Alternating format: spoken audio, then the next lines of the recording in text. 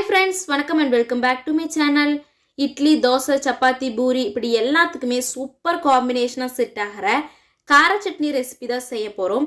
அதுவும் ஹோட்டல்ல எல்லாம் செய்கிற மாதிரி சூப்பர் டேஸ்ட்டாக இருக்கும். இதில் கொஞ்சம் ஆயில் அதிகமாக சேர்த்து செஞ்சிங்கன்னா 4 நாள் எக்ஸ்ட்ரா கூட வைக்கலாம். இது செய்யறதுக்காக கடாயில் தாராளமாக எண்ணெய் விட்டுட்டு கட் பண்ணி வச்சிருக்கிற தக்காளி சேர்த்திக்கலாம். இது கூடவே கட் பண்ணி வச்சிருக்கிற பெரிய வெங்காயம், இஞ்சி, பூண்டு, பச்சை மிளகாய் இது எல்லாத்தையுமே சேர்த்தி நல்லா வதக்கிக்கலாம். இது வதங்குற அளவு தேவையான அளவு உப்பும் சேர்த்திக்கலாம். இது கூடவே கொஞ்சமாக கொத்தமல்லி, புதினா சேர்த்திட்டு சோம்பும் சேர்த்திக்கலாம். கொத்தமல்லி, புதினா, சோம்பு இது 3 தான் இதில் சீக்ரெட் இன்க்ரீடியன்ட். நல்லா வாசமாக இருக்கும். தக்காளியோட தோல் எல்லாமே நல்லா லேசாகி குழைவாகி வரும். வெங்காயம் எல்லாமே கண்ணாடி பதம் வந்த உடனே நம்ம துருவி வச்சிருக்கிற தேங்காயும் இது கூடவே சேர்த்திக்கலாம். தேங்காய் சேர்த்ததுக்கு அப்புறமா ரொம்ப நேரம் வதக்கணும்னா அடிப்பிடிக்கிற மாதிரி ஆயிரும்.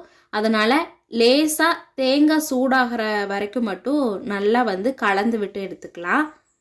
ஸ்டவ்வை ஆஃப் பண்ணிட்டு இது அப்படியே ஆற வச்சிடலாம். ஆற வச்சதுக்கு அப்புறமா ஒரு ஜார்ல சேர்த்திக்கலாம்.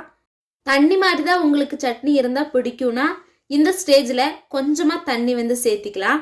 மற்றபடி நீங்கள் 2-3 டேஸ் ஸ்டோர் பண்ணணும் அப்படின்னா இதில் தண்ணியே சேர்த்தாமல் அரைச்சிங்கன்னா தான் நல்லா டேஸ்ட்டாக இருக்கும், கெட்டு போகாது. ஆனால் மெயினாக இந்த ரெசிபிக்கு தண்ணி சேர்த்தாம தான் அரைப்பாங்க. இப்போ பார்த்தீங்கன்னா தண்ணியே விட்டுட்டு இல்லை, அந்த தக்காளி வெங்காயம் வதங்கின அந்த ஒரு தண்ணியே இருக்கும். நல்லா குழைவாக கிடச்சிருக்குது.